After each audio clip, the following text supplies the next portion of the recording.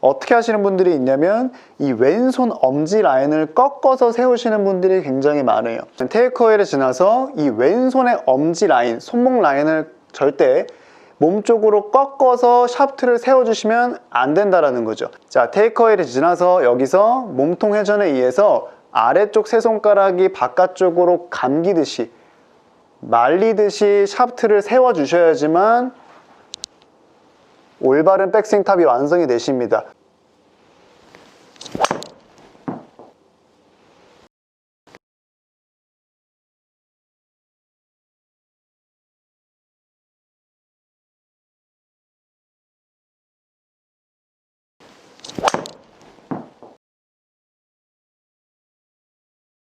자, 우리가 백스윙 탑에 올라간 다음에 전환 동작이 이루어질 때요, 이렇게 클럽이 앞쪽으로 스티프하게 떨어지는 게 아니라 헤드 무게가 떨어지면서 샬로하게 떨어져야 되는 거는 무조건적으로 여러분들이 해주셔야 되는데요, 이렇게 뒤쪽으로 클럽이 떨어져야지만 어택 앵글도 올라가면서 맞을 수가 있고요, 상향 타격이 되면서 강한 임팩트를 내실 수가 있습니다. 자, 그런데 이렇게 뒤쪽으로 우리가 샬로하게 떨어지기 위해서는 첫 번째로 백스윙 때부터 해결이 돼야 된다는 거죠. 우리가 백스윙 때 이렇게 처져 있는 백스윙을 하면서는 절대로 다운스윙 때 샬로하게 떨어질 수가 없고요, 백스윙이 가면서 하프스윙 때부터 이렇게 그립 끝이 지면을 완벽하게 보고 있고 클럽이 오히려 이렇게 샤프트가 세워져 있어야지만 다운스윙 전환 동작을 했을 때 클럽이 뒤쪽으로 떨어지면서 샬로하게 내려올 수가 있습니다.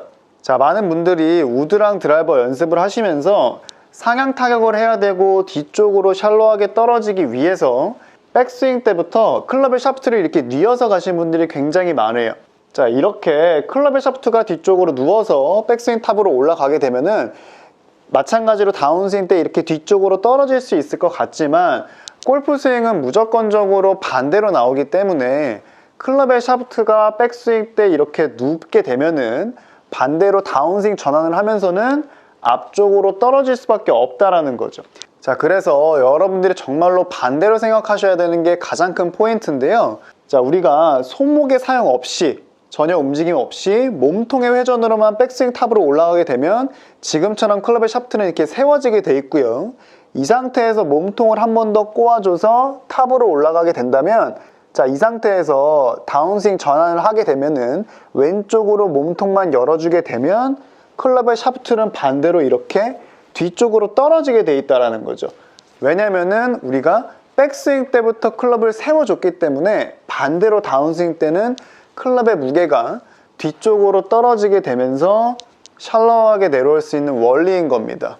그래서 가장 큰 포인트는 우리가 하프스윙 때부터 클럽의 샤프트가 세워져야 된다는 게 가장 큰 포인트인데요, 여기서 여러분들이 가장 헷갈려 하시는 게 클럽의 샤프트를 세우라고 말씀을 드리면 어떻게 하시는 분들이 있냐면 이 왼손 엄지 라인을 꺾어서 세우시는 분들이 굉장히 많아요. 테이크어웨이를 지나서 이 왼손의 엄지 라인, 손목 라인을 절대 몸쪽으로 꺾어서 샤프트를 세워주시면 안 된다라는 거죠. 이렇게 손목을 꺾게 되면요, 헤드 페이스는 오히려 더 열려버리게 되고요, 샤프트를 세워주는 의미가 없어져 버리는 거기 때문에 내 몸 쪽으로 손목을 절대 꺾어서 샤프트를 세워주시면 안 되고, 자, 테이크어웨이를 지나서 여기서 몸통 회전에 의해서 아래쪽 세 손가락이 바깥쪽으로 감기듯이 말리듯이 샤프트를 세워주셔야지만 올바른 백스윙 탑이 완성이 되십니다. 이렇게 돼야지만 다운스윙 전환 동작을 했을 때 클럽이 샬로하게 떨어질 수가 있고요, 모양은 똑같을 수 있지만 손목을 내 몸 쪽으로 꺾게 되면은 클럽이 오히려 열리는 거고요, 인위적으로 내가 손목 힘으로 하는 거기 때문에 절대로 클럽을 샬로하게 떨어뜨릴 수가 없습니다. 이 점을 여러분들이 반드시 체크해 보시면 좋을 것 같습니다. 이상 스윙 벡터 김남기 프로였습니다.